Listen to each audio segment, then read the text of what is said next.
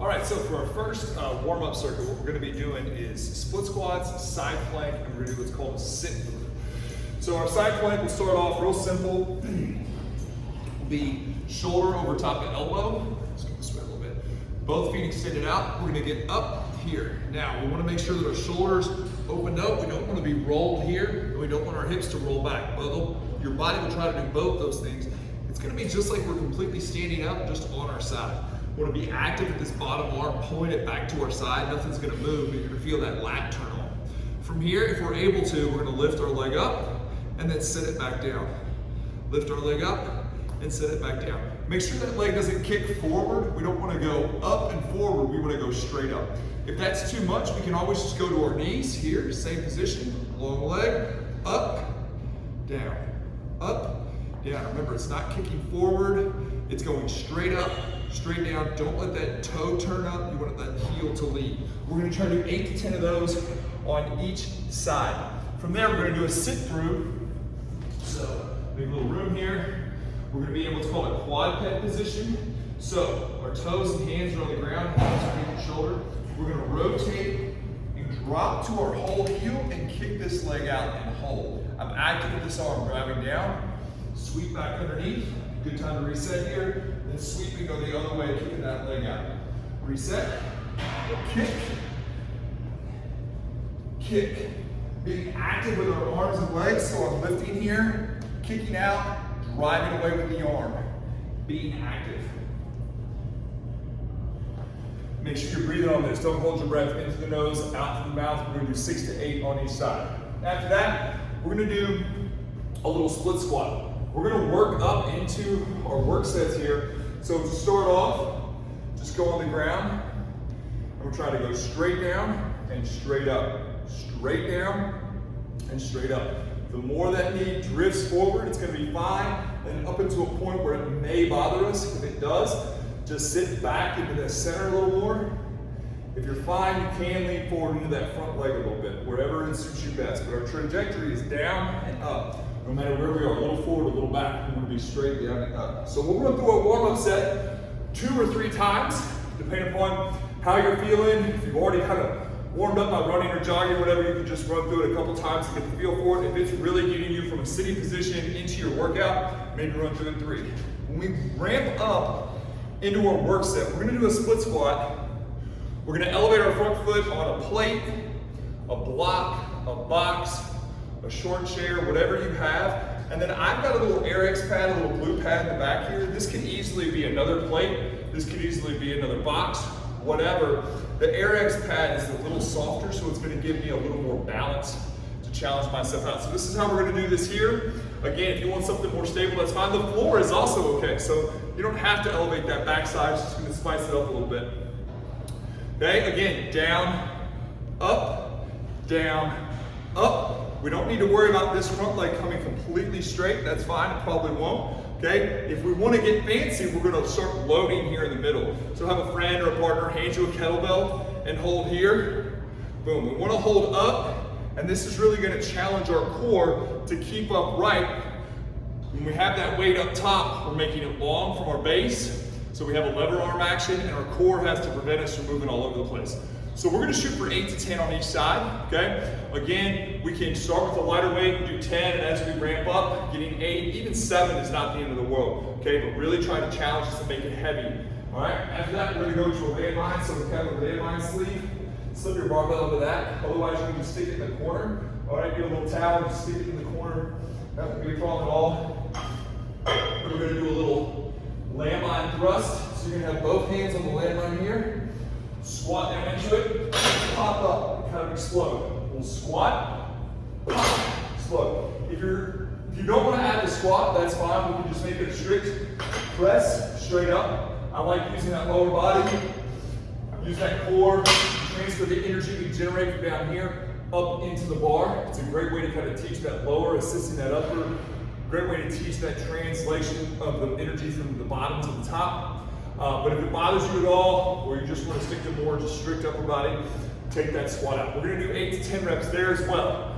So we'll do a warm up a couple times, then we'll come into loading our split squat. So once we've done it 2 or 3 times in the warm up, come to your split squat, let's load it, and we'll have split squat and landmine press as our actual work set. So I know there's a split squat to warm up, but we're just kind of using that to ramp up in. Again, our warm up should mimic the activity that we're about to do. So we'll have split stance in our warm up, and when we're doing the warm up, just keep it light, and then when we're ready to load it, make it more challenging, let's elevate it, put the Air X pad, get the weight, and we're gonna do 8 to 10 on the working sets, and then 8 to 10 here on the working sets, and we'll have 4 rounds of those.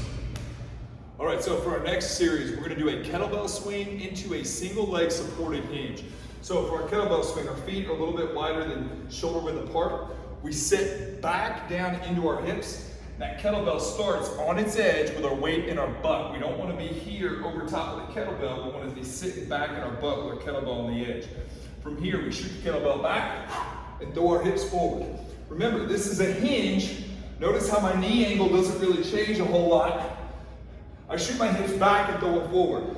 I'm keeping my big toes down, and when I throw the kettlebell, it's going out in front of me. I'm not sending it way up into the air. I send it forward and backward. I get that big stretch here. Chest is up and proud. My toes are locked down into the ground, and then from my toes to my hamstrings and my butt, I throw my hips forward, coming to a standing position. My arms extend with all that momentum, and they reach out. My trajectory is forward.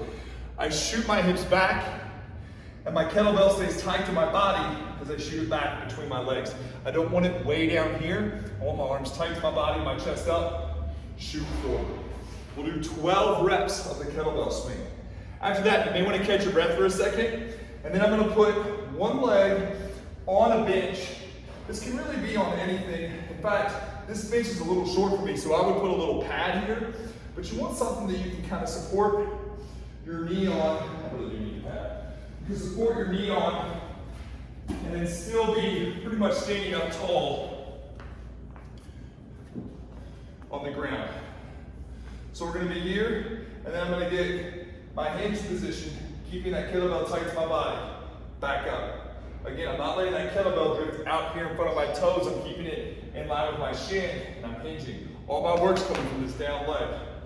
Hinge, back up. My spine stays straight. All that movement happens in the glute stretching laterally and the hamstring stretching vertically. Come back up, and I'm gonna do 8 to 10 of those on each side. It's a lot of hamstring action. So after this, you wanna make sure your heart rate comes back down. You catch your breath 2 or 3 minutes after those hinges. So you do 8 on the right, 8 on the left. Come back to that kettlebell swing. And again, 8 on the right, 8 on the left. We're gonna have 12 swings, 8 hinges, and we'll go through. Okay, so for our last circuit, the second workout, we're gonna go onto an incline bench. We're gonna sit backwards in it. When we sit down in the bench, make sure that our chest is up, so we don't wanna collapse over top like this. We want that thoracic spine, that chest to be up.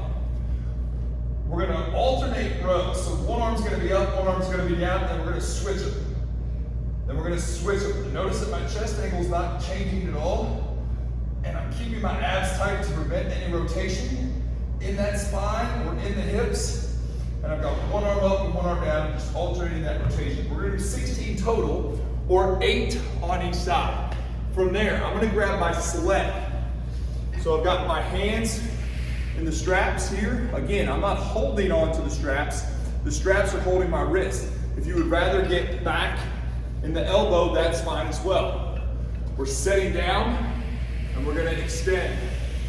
Each stride, pushing straight back, staying low.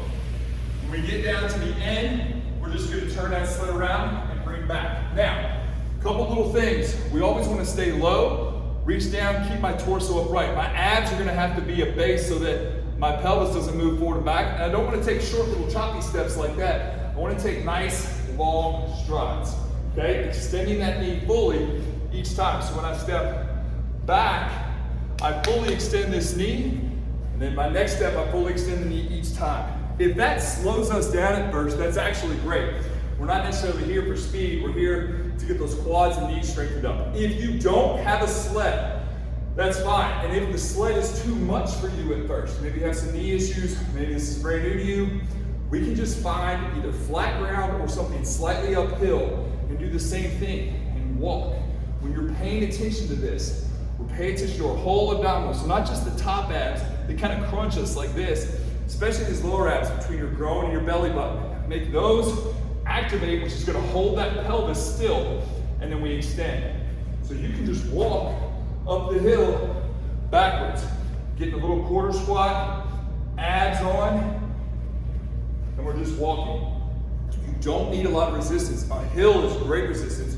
Walk up it. We don't have to be fast. Again, we're going for more ab engagement, full extension of that quad, trying to strengthen up some of this tissue around the knee that'll make our knees stronger, our quads stronger. And when we walk backwards, we see a lot of that random just kind of knee pain sort of disappear just because that knee joint gets stronger. We're stuck with that knee when we're sitting all day. We're stuck with that quad in that lengthened position.